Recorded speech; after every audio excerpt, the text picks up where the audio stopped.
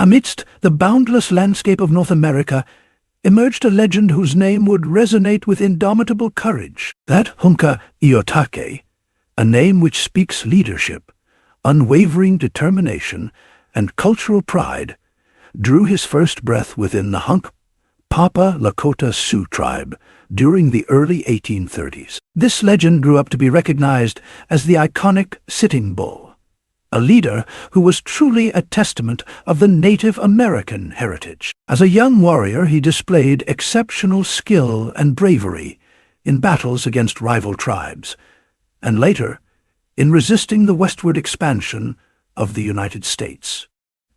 However, his role as a spiritual leader and visionary set him apart. Sitting Bull's prophetic visions provided guidance and strength to his people, urging them to stand united against the tide of colonization that threatened their traditional way of life. The Sitting Bull's legacy was marked by an unwavering resistance against encroaching settlers and the U.S. government, representing the enduring struggle of indigenous peoples in North America during the late 19th century. In this captivating historical video, brought proudly by Native People Journals, we will explore his rise as a warrior, diplomat, and spiritual leader, and of course, his pivotal role in the Battle of Little Bighorn, where he led Lakota and Cheyenne forces to a stunning victory against General Custer's 7th Cavalry, cementing his reputation as a military strategist and symbol of resistance. Additionally, we will examine the complex relationships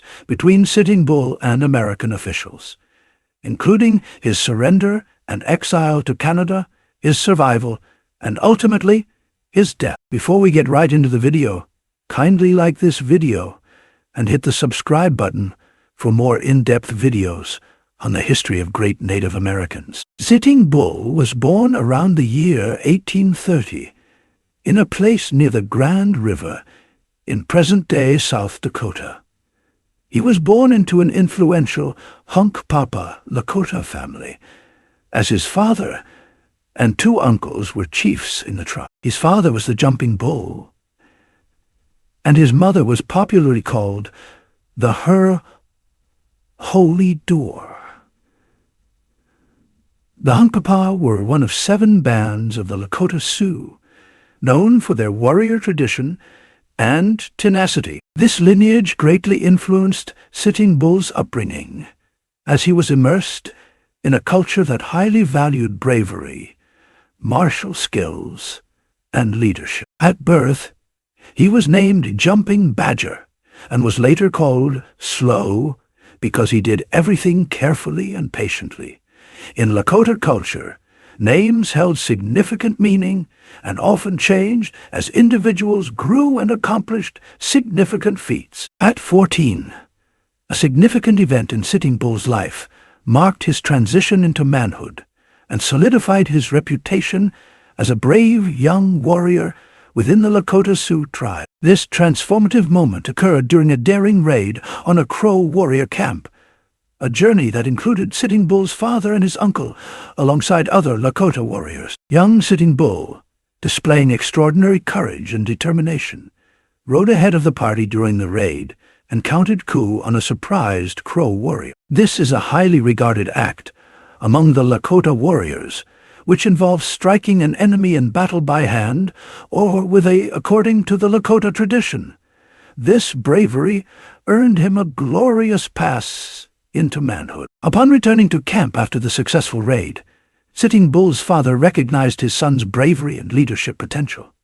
He wasted no time, throwing a huge party in the presence of the entire Lakota band. He then decided to confer a new name upon his brave son, marking his transition into adulthood and his blossoming role as a Lakota warrior. The name bestowed upon Sitting Bull during this significant ceremony was the Thanka Iotake in the Lakota language.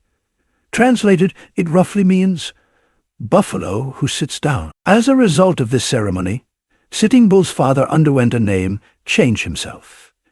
He became known as Jumping Bull, marking a generational shift and the passing of responsibilities from father to son. In addition to the new name, Sitting Bull's father gave his son several meaningful gifts. These included an eagle feather to be worn in his hair, symbolizing honor and spirituality, a warrior's horse, symbolizing prestige and mobility, and a hardened buffalo hide shield, symbolizing protection and strength. Sitting Bull became part of two important groups, the Strongheart warriors and the Silent Eaters, who looked out for the tribe's well-being. Within the Strongheart society, Sitting Bull honed his martial skill. He learned the art of warfare, making him a formidable force in battles with rival tribes and later with American forces during the turbulent years of westward expansion. The Silent Eaters, sometimes known as the Hunkasila, were a group within the Lakota society dedicated to ensuring the welfare and unity of the tribe. They played a crucial role in maintaining the Lakota way of life and addressing internal issues, particularly those related to scarcity of resources and tribal disputes. Sitting Bull's involvement with the Silent Eaters highlighted his commitment to the broader well-being of the Lakota Sioux. As a member of this group, he participated in decision-making processes and efforts to secure resources for the tribe, particularly in times of scarcity. Notably, the Silent Eaters expanded Sioux hunting grounds, which significantly contributed to the tribe's sustenance. This expansion brought the Lakota into contact with other indigenous groups, including the Assiniboine, Crow, and Shawnee, who inhabited the Western Territories. As Sitting Bull grew older, his reputation as a fearless warrior continued to grow. His courage in battle became well known among his people and earned him great respect within his tribe. His generosity and wisdom also became virtues highly admired by those around. As he transitioned from youth to adulthood, Sitting Bull's prowess in combat reached exceptional levels. He gained an impressive war record through numerous skirmishes and battles with rival tribes such as the Assiniboine, Crows, Flatheads, Blackfeet, and others. His bravery and leadership on the battlefield were so remarkable that in 1857 he received the esteemed title of Tribal War Chief. This recognition solidified his role as a prominent leader within the Lakota community. Simultaneously, Sitting Bull delved into the sacred traditions and mysteries of the Lakota people. He dedicated himself to mastering the spiritual and healing practices of his tribe, becoming both a shaman and a medicine man. His deep connection to the spiritual world and ability to heal and guide his people earned him the Holy Man. Sitting Bull's personal life was marked by several marriages and a growing family. He was known to have had at least 3 wives. Some sources even suggest he may have had as many as 5 wives throughout his life. Tragically, his first 2 wives died untimely, and the circumstances surrounding their deaths are unknown. Sitting Bull found companionship in his later years and fathered many children with his last 2 wives, 4 robes, and seen by the nation. These unions brought joy and a sense of continuity to his life, as they bore him numerous offspring. Among his children, 2 stood out as his most cherished, a son named Crowfoot and a daughter named Standing Holy. These children held a special place in Sitting Bull's heart and were likely a source of great pride and comfort to him. In 1859, a Crow warrior had tragically killed Sitting Bull's father, marking a significant loss in his life. Despite this, his mother remained a powerful and influential presence in his tipi until her passing in 1884. Her enduring support and guidance contributed to the strength and resilience of Sitting Bull, who continued to play a pivotal role in the history and struggles of the Lakota people throughout his life. Now that you have an in-depth knowledge of his early life, let's look at his career as a political and spiritual leader. Don't hesitate to do so if you haven't liked or subscribed to this channel. In the middle of the 1800s, The United States was determined to move its territory westward, taking over land that belonged to Native American tribes like the Lakota Sioux. Americans flooded the land of the natives, especially after the discovery of gold. The expansion of American settlements and military forts disrupted traditional Lakota hunting grounds and encroached upon sacred lands, particularly the Black Hills. They competed with the tribes for lands and made most become strangers in their lands. And of course, this caused quite a lot of conflict. During this chaos, Sitting Bull emerged as a prominent and influential leader, demonstrating his commitment to defending Lakota lands and culture. The U.S. government tried to use treaties to regulate and control the westward expansion of settlers. These agreements established boundaries and ensured peaceful coexistence between Native American tribes and incoming Americans. The Treaty of Fort Laramie in 1868 was one such attempt at diplomacy. This treaty, signed between the U.S. government and the Lakota Sioux, among other tribes, recognized the Great Sioux Reservation, which included the Black Hills, as Lakota territory. It was intended to provide the Lakota people with a sense of security and autonomy. However, gold in the Black Hills presented an irresistible temptation for Americans seeking riches. The U.S. government did little to honor the treaty and sought to obtain the land from the Lakota Sioux. The U.S. War Department ordered Generals Alfred Howe Terry and Crook to begin removing the Sioux from their settlement in January 1876. Sitting Bull, like many other Native American leaders of his time, recognized the threat posed by the encroachment of Americans and sought to resist their presence. This resistance ultimately led to the Battle of Rosebud on June 17, 1876. Before the iconic battle, Sitting Bull engaged in a spiritual ceremony called the Sun Dance, a ritual deeply ingrained in Lakota Sioux culture. During this ritual, he engaged in an act of profound self-sacrifice as a means to commune with Wakantanka, the Great Spirit. Sitting Bull fervently offered prayers in a trance and slashed his arms repeatedly, totaling an astonishing 100 times. After this ceremony, Sitting Bull had a vision where he saw soldiers on horses falling into his camp. Their hats flew off as they fell, and a voice told him, "I'm giving these to you because they can't hear." The Lakota people believed this meant they would soon win a big battle against the soldiers in blue uniforms, which happened a few weeks later at the Battle of the Little Bighorn. In the days leading up to the Battle of the Rosebud, Sitting Bull and his followers had established a large encampment in the Little Bighorn Valley, not far from where the battle would occur. While he was not directly involved in the fighting, the presence of Sitting Bull and his encampment added to the overall tension in the region. The tension didn't quite get to the two U.S. generals, who thought they had planned out the battle brilliantly and believed it would end up in victory for them. With that in mind, they underrated Sitting Bull's troops, who were in alliance with Crazy Horse, also one of the Sioux's powerful war chiefs. While Crook troops were journeying towards the valley, they let their horses graze the fields and took a short break, letting their guard down. In a split second, 500 Sioux warriors launched a brutal ambush against the Crook troops, killing about 20 men and injuring several others. Sitting Bull was said to have lost only about 13 of his men. The Battle of the Rosebud did not halt the U.S. government's efforts to subdue the Lakota Sioux and other tribes. Instead, it intensified the conflict in the region, leading to further confrontations in the coming weeks, including the more famous Battle of the Little Bighorn, which occurred approximately 8 days after the Rosebud Battle. The Battle of the Little Bighorn, also known as Custer's Last Stand, occurred on June 25, 1876, in Montana.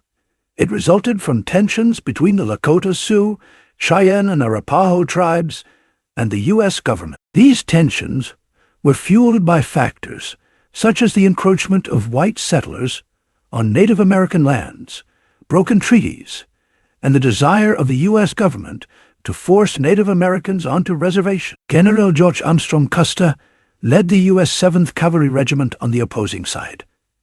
Custer was known for his aggressive tactics and reputation as a skilled military officer. The conflict began when Custer's forces approached the Little Bighorn River, where they encountered the massive encampment of Native American warriors. Custer divided his regiment into 3 battalions to surround the Native American. However, he underestimated the size and strength of the Native American force. Sitting Bull's strategic leadership was pivotal in the Native American victory. He advised his warriors to stand their ground and fight rather than scatter, as in previous encounters with the U.S. military. This decision ensured a unified front and the effective use of such as encircling Custer's forces. The battle ended in a devastating defeat for Custer and his men. Custer and approximately 200 of his soldiers were killed in the engagement. It was a shocking and humiliating loss for the U.S. military, as it was a rare instance of a large Native American force decisively defeating a well-equipped and trained U.S. Army unit. The Native Americans had a brief time to celebrate their victory. The whole U.S. was surprised and angry about General Custer losing and dying in the battle. The government realized that many Sioux could still fight, so they sent many more soldiers to the area. In the following year, these new American troops chased after the Lakota Sioux. By the late 1870s, the relentless pressure from U.S. military campaigns, the depletion of buffalo herds, and the inability to secure adequate food and supplies for his people took a toll on Sitting Bull's followers. Fearing further bloodshed and hardship for the Lakota Sioux, Sitting Bull surrendered to the U.S. government in 1881. Sitting Bull was taken into custody and briefly held at Fort Buford in North Dakota. He was then transferred to Fort Yates, a military post on the Standing Rock Indian Reservation in South Dakota. Sitting Bull became a celebrity among Americans during his time in captivity. His renown as a warrior and leader led to him being invited to join Buffalo Bill Cody's Wild West show in 1885. Sitting Bull agreed to participate in the show, which toured throughout the United States and Europe. While in the show, he reenacted battles and showcased aspects of Lakota Sioux culture, including dances and traditional clothing. Sitting Bull's involvement in the Wild West show allowed him to earn a modest income and raise awareness about the plight of Native Americans. However, it was also a period of exile and separation from his people and traditional way of life, which he deeply cherished. In the year 1889, the show's European tour ended, and Sitting Bull returned to the United States. During this time, the U.S. government pursued policies to assimilate Native Americans and dismantle their tribal cultures.